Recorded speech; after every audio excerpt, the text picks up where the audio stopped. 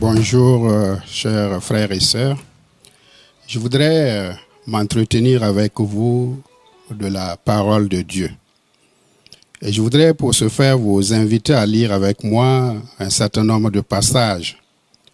Notre première lecture se trouve dans le livre de Matthieu, chapitre 27, partie du verset 38. Nous lisons. Avec lui, il s'agit bien entendu de Jésus, furent crucifiés 2 brigands, l'un à sa droite et l'autre à sa gauche. Les passants l'injuriaient et secouaient la tête en disant, « Toi qui détruis le temple et qui le rebâtis en 3 jours, sauve-toi toi-même.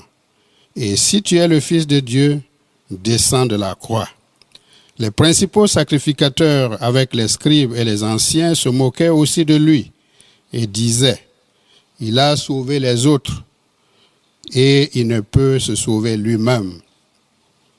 S'il est le roi d'Israël, qu'il descende de la croix et nous croirons en lui. Il s'est confié en Dieu, que Dieu le délivre maintenant, s'il l'aime.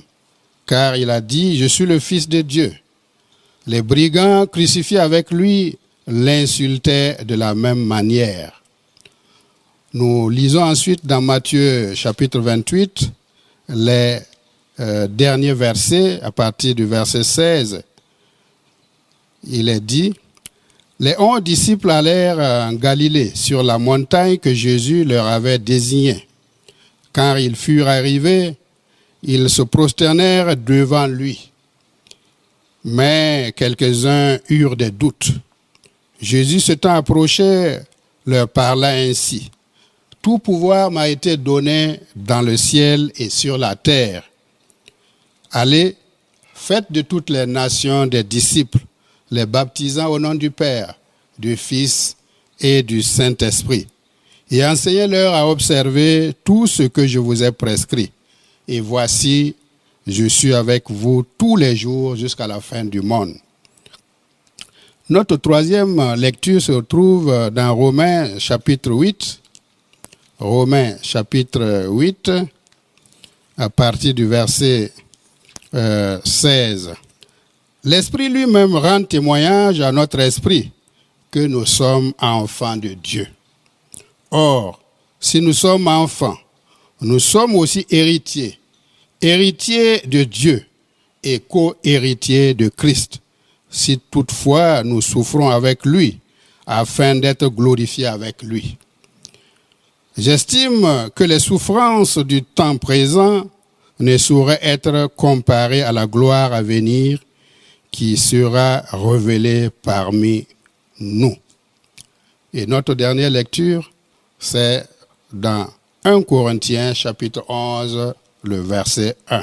« Soyez mes imitateurs, comme je le suis moi-même de Christ. » Que Dieu bénisse sa parole. Alors, le thème de mon message, je l'ai intitulé « Soyons les imitateurs de Christ, le modèle parfait. » Être imitateur de Christ, qui est le modèle parfait. Nous avons célébré cette année la Pâque dans un contexte particulier. Il n'en demeure pas moins que Christ a été célébré et glorifié. Pour le chrétien né de nouveau, Jésus-Christ, le Fils de Dieu, crucifié à la croix sur la colline de Golgotha, est mort, mais il est ressuscité au 3e jour, car la mort n'a pas pu le retenir dans le tombeau. Par sa résurrection, tous ceux et toutes celles qui croient en lui ont la vie éternelle.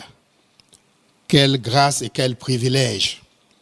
Car en croyant en ce nom, nous sommes devenus des enfants de Dieu du Très-Haut et co-héritiers de Christ, comme nous l'avons lu. Mais en attendant ce bienheureux jour, nous devrions nous efforcer d'être les imitateurs de Christ, le modèle parfait. La victoire de Christ sur la croix nous donne aussi de remporter la victoire.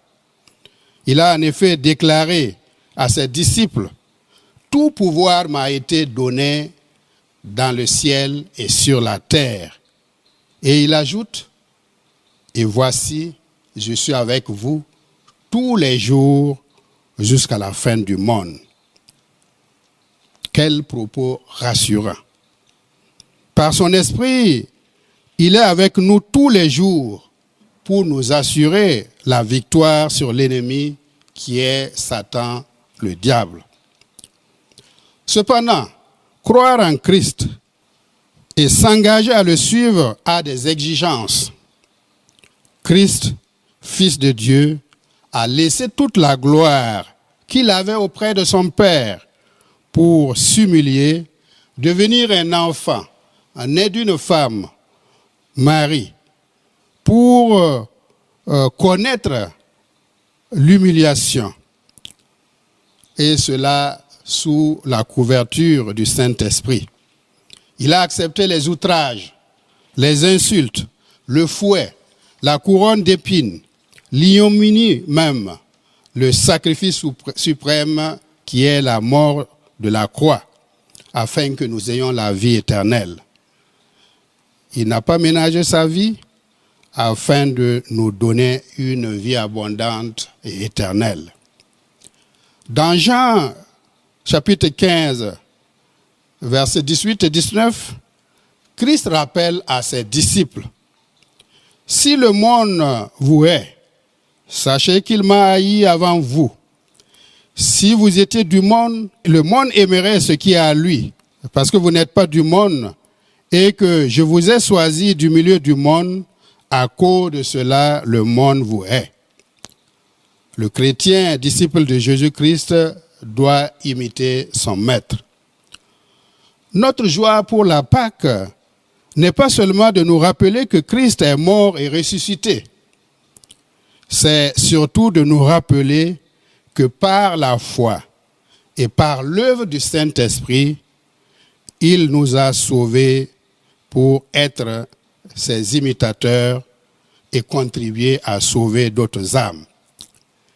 Christ est venu accomplir la mission que son Père l'a confiée, celle d'annoncer la bonne nouvelle au monde, et cela dans le dénuement, dans l'humiliation et dans la souffrance.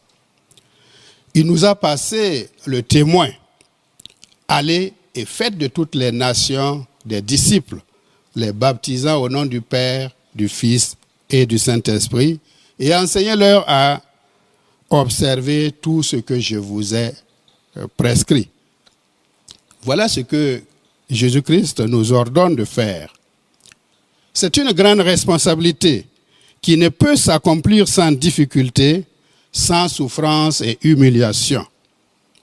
Elle ne peut aussi s'accomplir que dans l'obéissance à la parole de Dieu, dans la soumission à la volonté de Dieu et dans l'humilité. Christ est venu non pas pour accomplir sa volonté, mais celle de son Père. Il a accompli sa mission sous la direction du Saint-Esprit. Qu'en est-il de moi, de toi? Sommes-nous prêts à imiter Christ, le modèle parfait, à obéir à ses instructions qu'il nous donne, à rester humble et à braver les difficultés de la mission? C'est un choix à faire, une décision importante à prendre. À l'image de Christ, retenons que c'est sous la direction du Saint-Esprit que nous pouvons remporter la victoire. Sachons compter sur Christ, car lui-même a dit, « Sans moi, vous ne pouvez rien faire. » Pâques nous fait passer de la tristesse à la joie.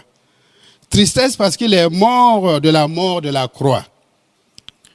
Joie parce qu'il a vaincu la mort et est vivant.